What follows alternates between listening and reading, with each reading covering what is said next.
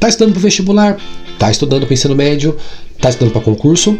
Eu vou te dar aqui uma visão bem simplificada, bem tranquilinha sobre dilatação térmica. Vamos falar aqui das 3 dilatações, mais a dilatação dos líquidos. E aí, pessoal, beleza? Seja bem-vindo de novo a mais uma aulinha nesse canal e eu tenho certeza que essa aulinha de dilatação vai te ajudar bastante aí para os seus objetivos, ok?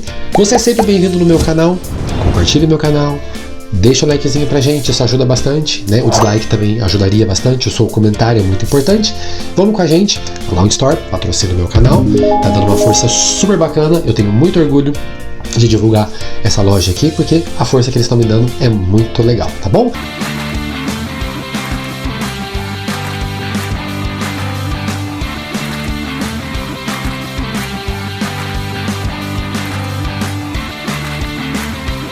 E aí, meus caros, tudo bem? Nessa telinha vamos falar um pouquinho sobre dilatação térmica. Vamos entender o que é esse conceito de dilatação térmica. Ele é muito simples, ele é tranquilinho, é um conceito fácil de trabalhar, porém a gente tem que entender, de fato, como funciona a dilatação térmica, por que a dilatação acontece, tá bom? Então vamos mergulhar junto comigo que eu vou ajudar você a compreender isso de forma mais fácil, tá bom?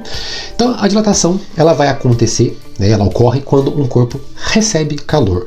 Um corpo recebeu calor, o que vai acontecer, pessoas? As moléculas que compõem esse corpo, que tem um certo grau de agitação, vimos isso na aula sobre temperatura, né, termometria, né, e na aula de termologia, que deixa o card no finalzinho dessa aula, para você acessar essas aulas anteriores, para ajudar, né, a clarear a cabeça. Mas toda molécula tem um grau de agitação, toda partícula que compõe o corpo tem uma energia de movimento, né, uma energia que o compõe. E se você fornece calor para ela, a energia aumenta, então o grau de agitação aumenta. Isso quer dizer que a molécula precisa se rearranjar, ela tem que se organizar no espaço. Isso obriga a aumentar o volume desse objeto para que as moléculas tenham essa liberdade de movimento, perfeito? Então as partículas que compõem o corpo, elas necessitam de mais espaço e isso dá a noção, né, que a gente está estudando aqui, ela nos dá a noção de dilatação térmica. Então, o nosso objetivo aqui é, de fato, estudar o que é a dilatação. Então, essa barra aqui ao meu lado, a barrinha azul, suponha que ela tem aí um comprimento inicial que eu chamei de L0, tá bom? Numa temperatura inicial que eu chamei de T0, ou seja, essa barra tem um comprimento aí de 10 centímetros numa temperatura de 25 graus Celsius, tudo bem? Aí você vai lá e fornece calor para ela. E quando você fornece calor, o que você faz é uma variação de temperatura, está sendo indicada ali por ΔT. Isso faz com que esse objeto aumente a agitação das suas moléculas, né, das suas partículas, e ele necessita de mais espaço para que essas moléculas se confortem ali dentro, digamos assim, para ficar mais fácil, tá joia? E essa variação acontece, que a gente chama de aquele ΔL que apareceu ali, significa variação de comprimento. Então o corpo ele ganhou um comprimento extra e isso tem muita aplicação no dia a dia nosso. No seu dia a dia, você pode circular pela rua, você vai perceber isso em vários locais, tá bom? A dilatação que será discutida nessa aula chama-se dilatação linear, quando a gente considera somente um comprimento como referência, né? Os outros dois são pequenos e desprezíveis, né, para a dilatação citada. Também trabalharemos aí a dilatação superficial, quando eu aqueço, por exemplo, uma placa, e essa placa ela cresce em 2 dimensões, a terceira é desprezível, tá? E também quando eu trabalho a dilatação volumétrica, quando eu pego um cubo, por exemplo, de um objeto que tem 3 dimensões significativas, aqueço esse corpo e ele dilata nas 3 dimensões. Vamos analisar isso com calma aqui na próxima tela, perfeito? Aqui, pessoas, eu quero mostrar para vocês aqui rapidamente alguns exemplos, né, de dilatação no nosso dia a dia. Então, por exemplo, observe aquele trem, né, aquele trilho ali em cima, desculpa, tem um trilho ali. Observa o trilho que está todo curvo, né, o trilho da sua direita, né, se comparado com o trilho da sua esquerda. Então essa curvatura que aconteceu no trilho foi num dia muito quente, no qual esse trilho não estava preparado para receber a dilatação, ou seja, o sol bateu ali, né, as ondas provenientes do sol aqueceu esse trilho, ele dilatou, ele não tinha fendas de dilatação, não tinha espaço para dilatar, e a ausência de fendas de dilatação neste trilho, né, fez com que ele crescesse e não tivesse para onde preencher. Então esse trilho foi empenado para poder compensar o crescimento do tamanho destes objetos, né, os trilhos, né, metálicos, que são, né, dilatam com facilidade. E aí o fato de empenar esse trilho aí, ok? Então aquele trilho lá da sua esquerda, que está bonitinho, retinho, certamente ele tem fendas de compensação onde os trilhos crescem, né? As fendas diminuem, mas existe a compensação para cada certas distâncias, né? Para que não aconteça o que aconteceu com o trilho da direita, perfeito? Aqui nós temos aqui em cima um outro exemplo, né? Quando, por exemplo, um operário vai, por exemplo, fazer um concreto, né? Para calçar ali uma calçada, né? Uma determinada região, e normalmente se coloca-se fendas de dilatação, por exemplo, coloca uma madeirinha, quando você vai instalar pisos, por exemplo, um piso frio, um porcelanato, alguma coisa que seja, né? Azulejos, tem que deixar aquele espacinho do rejunte que são fendas de dilatação, ou seja, se aquele material dilatar, ele tem ele tem o que apertar sem que a estrutura seja comprometida, perfeito? E nós temos também pontes, né? Nessas pontes nós temos aí fendas onde o carro passa, daqueles buraquinhos que faz popoque, popoque, popoque, né? Aqueles barulhinhos quando o carro está transitando aí por uma via, né? Esses barulhinhos que encaixam peças de uma ponte, na verdade também são fendas de dilatação, tá bom? Bateu o sol ali, esquentou muito, a ponte, o concreto, né? O material que compõe aquela ponte, tipo de bases de aço, né? Enfim, eles têm para onde, a ponte tem para onde crescer, vamos dizer assim.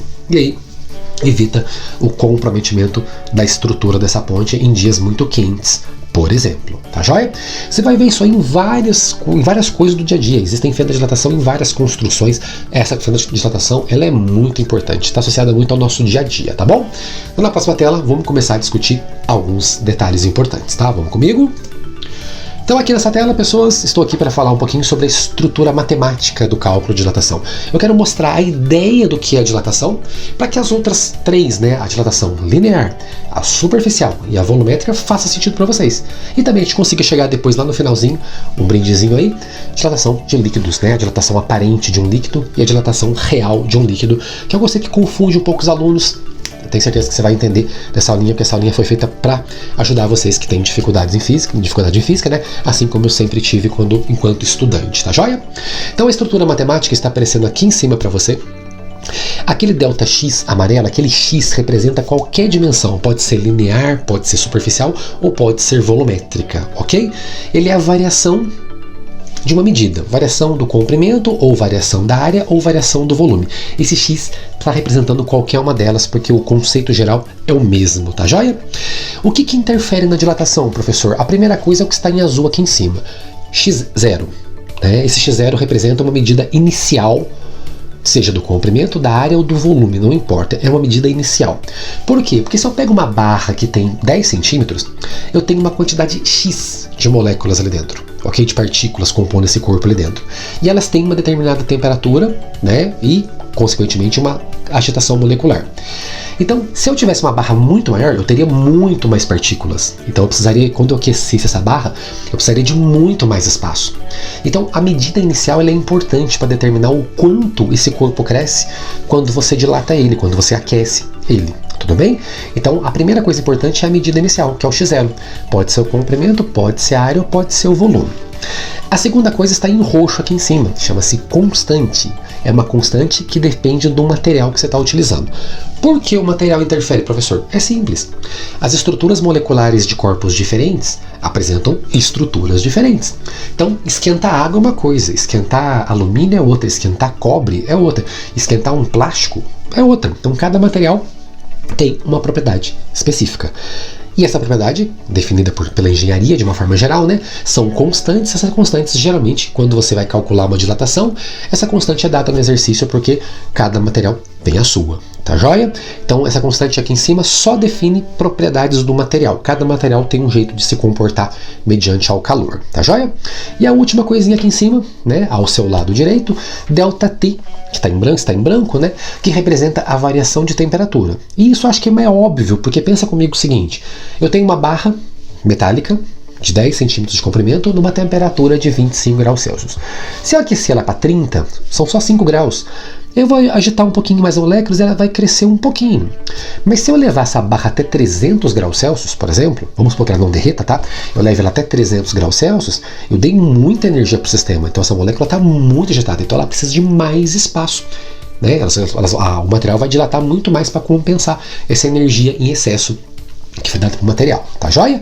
Então aqui está aparecendo para vocês aqui, ó, ΔX representa o que a gente chama de variação no tamanho, conceitualmente é a dilatação de qualquer coisa, tá? O X0, né, tá aparecendo ali embaixo para você, aqui embaixo, aqui em amarelinho para você, né, do lado, na verdade, esse amarelinho tá representando uma dilatação, tá joia? E aí, o X0, ele está representando para a gente aqui, ó, a medida inicial, seja, como eu falei para vocês, seja comprimento, seja superfície, né, área, né, ou seja, volume, perfeito?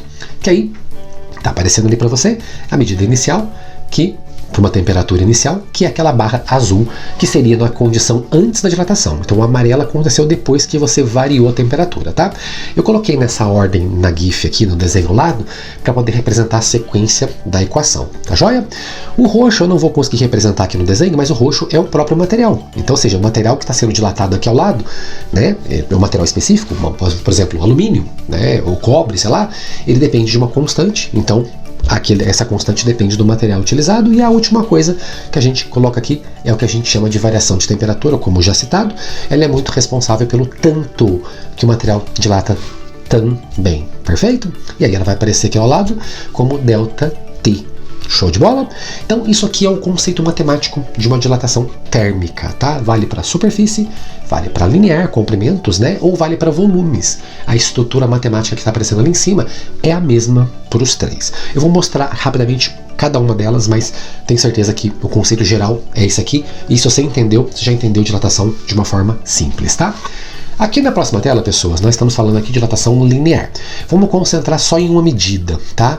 A linear prevalece uma dimensão, ou seja, imagina uma barra muito comprida e muito fina, de modo que as outras duas dimensões dessa barra sejam desprezíveis. Essa aqui, o comprimento aqui seria mais importante. Então, como a concentração de partículas está mais na distribuição linear, ela dilata mais aqui do que nas outras dimensões, então a gente considera uma dilatação de uma dimensão apenas, tá? É o caso da barra que está aparecendo ali em cima, tudo bem? Que já é o exemplo que eu já mostrei em dois slides anteriores, né? Eu tenho um comprimento inicial para uma temperatura inicial, e aí eu vou lá, vario essa temperatura, por exemplo, colocando essa barra no fogo, né? Dando calor a ela. Ela dilata, como apareceu em amarelinho, e essa variação ΔL está aparecendo aqui no desenho e é calculado pela equação que está aqui ao lado. Ó, ΔL, variação de comprimento, depende. Em azul, comprimento inicial, em roxo, a constante do material que está sendo utilizado ali em cima, e ΔT em branco, que é a variação de temperatura. Super simples. Aqui nessa tela vamos falar um pouquinho sobre a superficial, e é bem rápido, olha só. É o mesmo conceito, tá? Então ela corre predominantemente em duas dimensões, ou seja, imagina uma placa. Ok? Antes era uma linha, né? uma barrinha. Agora tem uma placa. A terceira dimensão aqui é desprezível, uma barra muito fina, uma placa muito fina. Eu dilato, ela cresce aqui e aqui.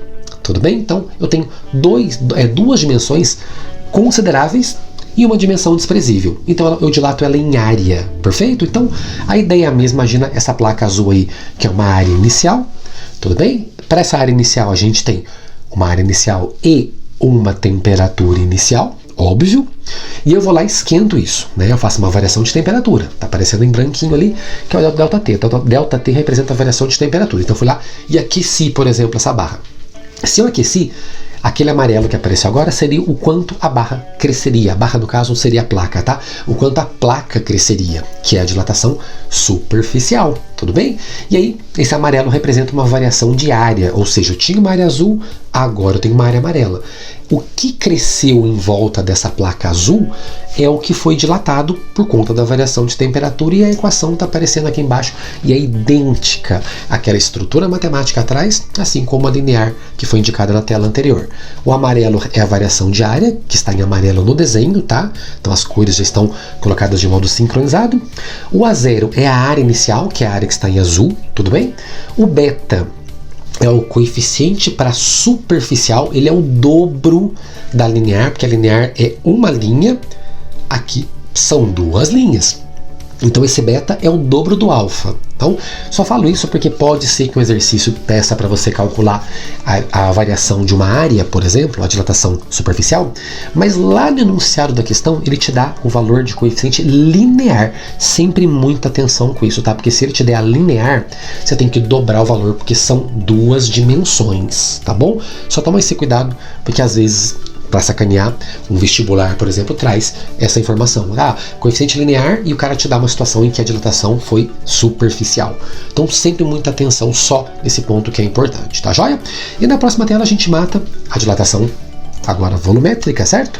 E a volumétrica a gente trabalha com volume, então é simples, né? Então agora eu considero 3 dimensões consideráveis, ou seja, agora eu não consigo desprezar nenhuma das 3 dimensões, porque ele é um cubo, por exemplo, e ele vai dilatar significativamente nas 3 dimensões, ok? Vai mudar nada. Eu tenho um volume inicial, que é esse cubo azul, ele vai estar com um volume inicial e com uma temperatura inicial. Perfeito?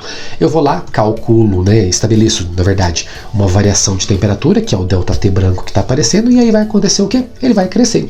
Ele vai crescer nas 3 dimensões, e esse cubo amarelo que está aparecendo em volta representa o quanto ele aumentou em relação ao azul, tá joia? O cálculo matemático nessa variação de volume vai acontecer exatamente igual nas condições anteriores, perfeito? Então o ΔV é a variação de volume, que está em amarelo, na figura e na equação aqui embaixo. O V0 é o volume inicial que ele tinha para uma dada temperatura inicial. O gama, que está em roxo, é o coeficiente para 3 dimensões, perfeito? Ele é o triplo da linear, porque a linear é para uma, superficial é o dobro e a volumétrica é o triplo. Tá joia? De novo eu vou enfatizar para você. Se o exercício falar para você que o coeficiente é linear, tratando uma situação volumétrica, tem que triplicar, tá? Nem sempre acontece isso, mas pode acontecer isso, sempre muita atenção, tá joia? E aí? Aqui na próxima tela, vamos matar então a de líquidos, que é super simples, tá? A dilatação de um líquido dentro de um recipiente, só que os nomes confundem, então cuidado um pouquinho, que essa aqui é facinho, é tranquilinho, mas cuidado com uma coisa importante que eu vou mostrar para vocês agora aqui embaixo, perfeito? Aqui ao seu lado esquerdo, eu vou colocar a seguinte situação. Imagina um recipiente ideal. O que é um recipiente ideal? Eu tenho um recipiente que é o azul, preenchido por um líquido que eu coloquei, que é o líquido amarelo, tá joia? Esse líquido está numa temperatura inicial que eu chamei ali embaixo de T0 e um volume V0. Eu fui lá e variei a temperatura desse líquido, eu fui lá e esquentei esse recipiente. Só que esse recipiente é ideal. O que seria um recipiente ideal? Vamos supor que ele não dilatasse, ele ficasse exatamente intacto, né? Eu esquentei ele não cresceu de tamanho. Quem cresceu? O líquido. Imagina que o líquido dilatou. E aquele amarelo mais clarinho que está aparecendo ali no desenho está representando o que a gente chama de dilatação real, que é de fato o que o líquido dilatou. Tá joia? O líquido dilatou, então você olha ali e poxa, o líquido dilatou tudo isso. Perfeito, show de bola. Só que na vida real, nós não temos recipientes ideais. Nós temos agora, o segundo caso aqui à sua direita, os recipientes reais. Perfeito? Então imagina que o recipiente está ali e ele simplesmente vai dilatar. O recipiente também vai crescer de tamanho, tá? Apareceu ali, você reparou? Se você não reparou, eu vou voltar a GIF rapidinho. Olha só. De novo, ó, um recipiente que é exatamente igual ao seu da esquerda. Eu chamei de recipiente ideal. Fica olhando para ele agora, exato instante. Olha só, ele aumentou de tamanho. Tudo bem? Então esse aumento de tamanho que aconteceu é porque o próprio recipiente dilatou, porque ele também recebeu calor. Ele também é um material, então ele também vai dilatar, certo? E aí, se o líquido não tivesse dilatado, eu dilatei só o recipiente, o líquido abaixaria, porque se eu aumentei o tamanho do recipiente, o líquido desce. Então, compare os dois amarelos, os amarelos mais fortes, né? Compara da figura da esquerda com a da figura da direita. Repare que o da direita está mais baixo, porque o recipiente dilatou, ele desceu para preencher esse espaço, tá? Só que como o líquido também não é perfeito, ele também vai dilatar. Então eu dilato o recipiente e o líquido juntos. Alguém vai dilatar mais que o outro, né? Eles não têm constantes iguais, então vamos supor que o líquido dilatasse mais do que o próprio recipiente. O que vai acontecer, pessoas? Olha só, o meu líquido agora, ele tinha uma temperatura inicial antes, né? Ele tinha um volume inicial, que está aparecendo na figura. Já estou supondo que o recipiente já esteja dilatado, tá? Agora eu vou considerar o líquido. O que acontece? Ele vai ter uma variação de temperatura, que dilata o recipiente e o líquido, e, olha só, na figurinha, a variação de volume chamaremos de variação aparente. Olha só como é que ele dilatou menos, tá bom? Mas, professor, se o líquido for o mesmo, ele não deveria dilatar a mesma coisa? Porque lá a dilatação real, que é o ΔV real, se o líquido é o mesmo, ele deveria crescer. Só que não esquece, o recipiente aumentou. Então aquilo real que dilatou, ele ocupou lacunas que eu vou colocar aqui embaixo agora. Olha só, as lacunas da esquerda e da direita. É como se o líquido preenchesse a lateral, abaixasse o nível, e o que você vê é só um pouquinho da dilatação. Porque ele vai subir de nível, porque ele dilatou, ele vai aumentar um pouco o nível. Tá aparecendo aqui embaixo nesse beijinho, né, nesse amarelo clarinho. Só que neste instante, neste exato momento, você não está vendo o que de fato o líquido dilatou. A gente chama essa dilatação aparente. Você está vendo ela, mas está desprezando, você está esquecendo que o recipiente também aumentou de tamanho e fez com que a dilatação real abaixasse, para preencher as lacunas. Isso é dilatação aparente, então a equação que vai aparecer agora aqui, ó. Então a dilatação que de fato você está vendo vai aparecer aqui embaixo de mim agora. Olha a equaçãozinha amarela aqui importante. A dilatação real do líquido, ela é a aparente, que é aquela que você está vendo, somada com aquilo que o recipiente dilatou. Por quê, professor? Simples, pessoas. Se o recipiente dilatou, o volume do líquido foi para lá. Então, se você considerar a equação que está aqui embaixo, ela está fazendo uma análise de uma forma geral assim, ó. A dilatação real do líquido, ela é aquilo que você está vendo, que é aparente, mais aquilo que foi preenchido quando o próprio volume do recipiente dilatou. Por isso que aqui embaixo está aparecendo a variação do recipiente, a variação do líquido aparente, aquela que você está vendo, né? Te dá a dilatação real do líquido. É super simples, beleza? Então, queridos, obrigado. Queria agradecer vocês aí pela força sempre, tá? Como disse a vocês na aula passada, estamos chegando a 700, passamos hoje dessa aula de 740 inscritos nesse canal. Estou muito feliz, né? Quero agradecer a Lawn Store por estar dando essa força pra gente aqui sempre, né? Por estar patrocinando o meu canal. É uma loja super bacana, gente. Bacana, peço gentileza se puder compartilhar, porque é uma loja que acredita na educação. Estou junto com ela, ela está junto comigo. Eu quero crescer esse canal e também quero que essa loja cresça com certeza, tá bom? Obrigadão, espero ter ajudado você. Uma ótima prova, caso faça alguma prova próxima, né? Um ótimo vestibular. E estamos juntos.